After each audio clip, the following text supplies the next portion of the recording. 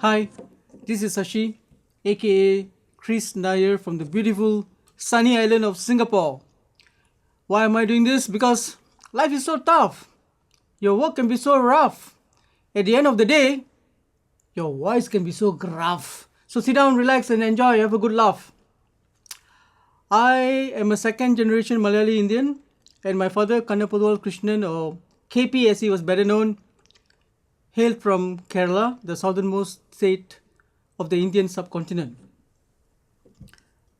He was a freedom fighter with Mahatma Gandhi, and Gandhi, as you know, was a peace loving man on two counts. One, he did not resort to violence, and two, he was a vegetarian.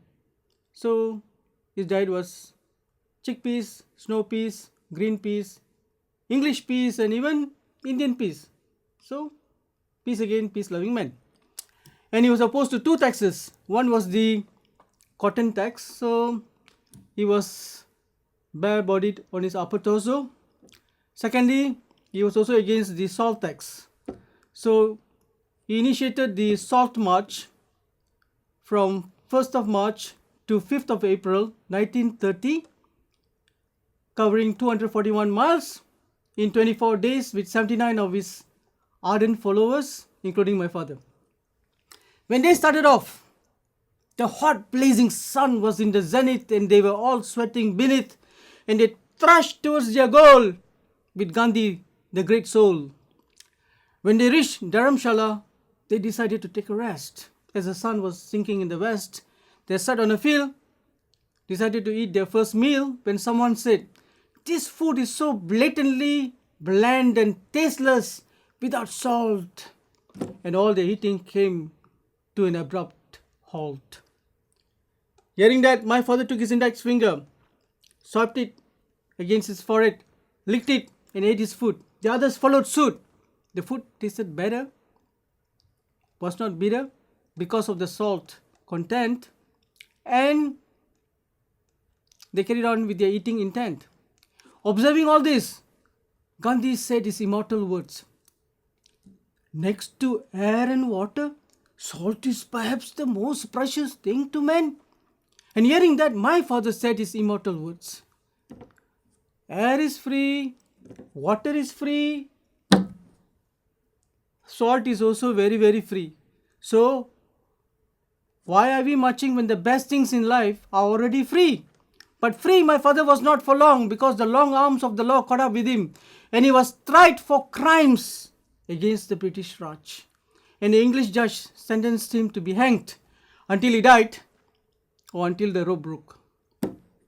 So they whisked him away, put him on top of a donkey, my father the hunky, because they couldn't put him on a man because that would be too brutish, and all the horses were used by the British, and the pigs were too small, and all the goats were eaten up by one and all, and they hanged him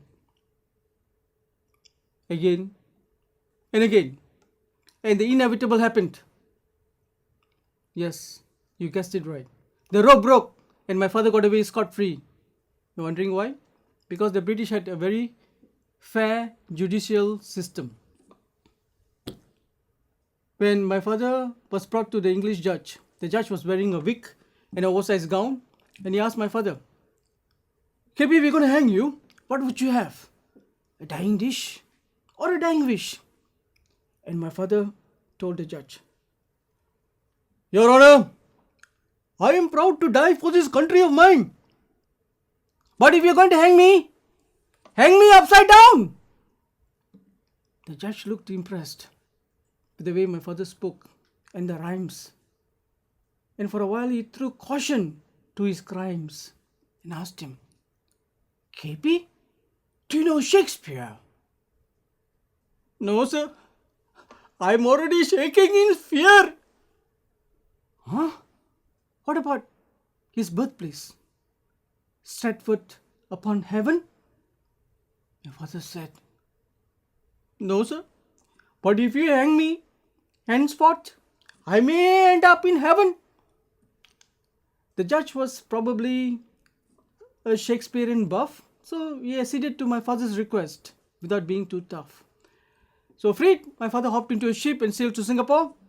He shared his cabin with a Frenchman, Antonio. They broke ice, became nice. After they agreed, began to eat. My father had some pancakes and the Frenchman had pizza with lots and lots of onions. And a while later, the Frenchman started to belch and burp. But my father looked at him. He apologized. Sorry, this is Air France. And after a while, my father released his gas. But not through his oral orifice, but from his behind. And the Frenchman looked at him now. And my father said, sorry friend, just now that was Air France, right? This is Air India. Once my father reached Singapore, he met my mother to be. Krishnan Devi married her, had 4 children, the more the merrier. And to fend for the family, he started a singing career. One day, after a singing engagement, he was passing through a forest and met a male menacing tiger, which wanted to eat him up. My father pleaded with the tiger. Please, Mr. Tiger, let me go. I'm KP, a poor Indian singer, you know. The tiger said, okay, KP, if you can really sing, I'll let you go. But if you cannot sing, what I'll do to you, you don't want to know. My father took up the challenge and started singing. Do, re, mi, fa, sol, la, ti, do. Tiger, bodo, dodo, bodo, bodo, bodo, bodo. The tiger was unfazed and unmoving.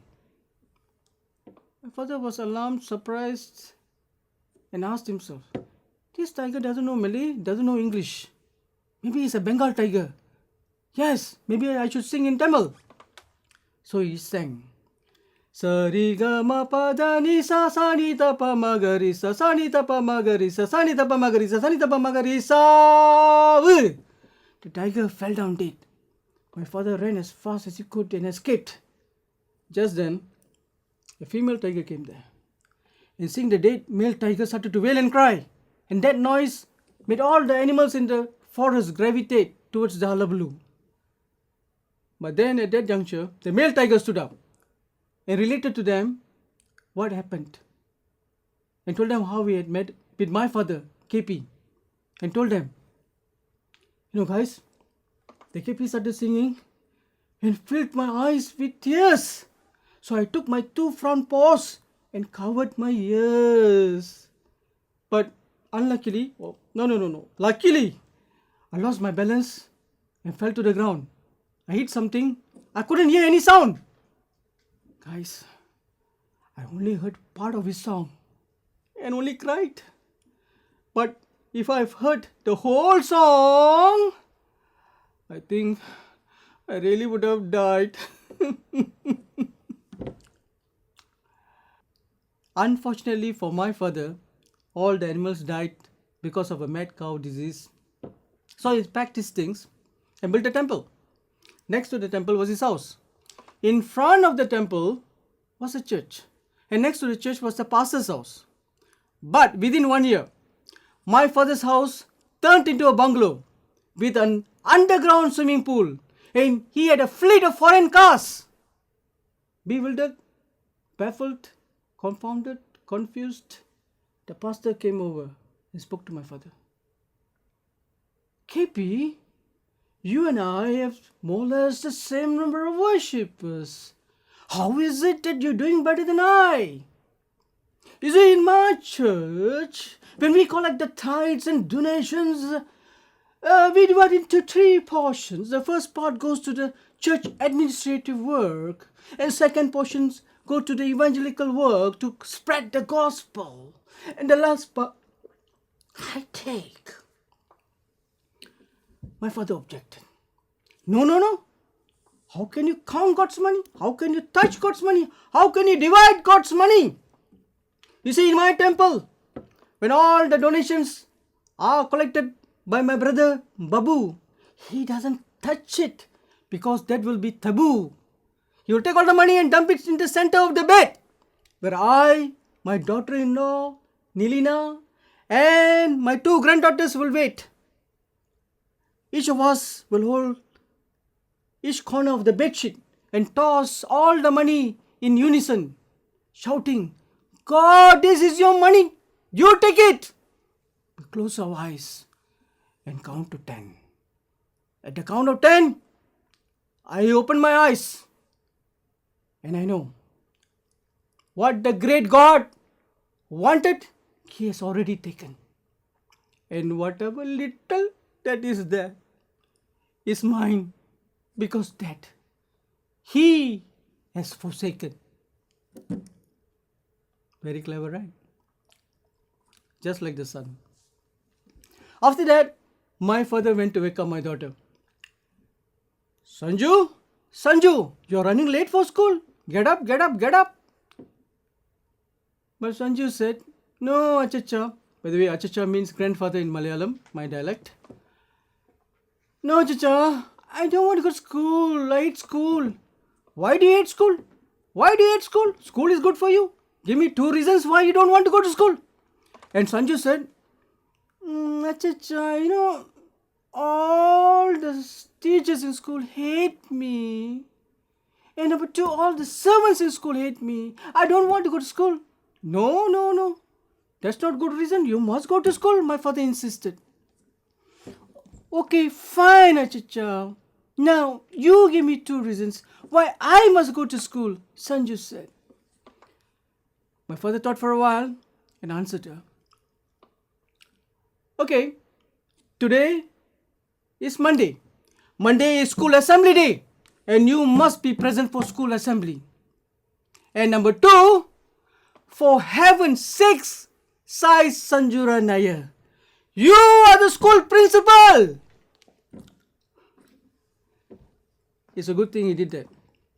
Because even if teaching doesn't make her richer, she is employed and going to school as an allied educator.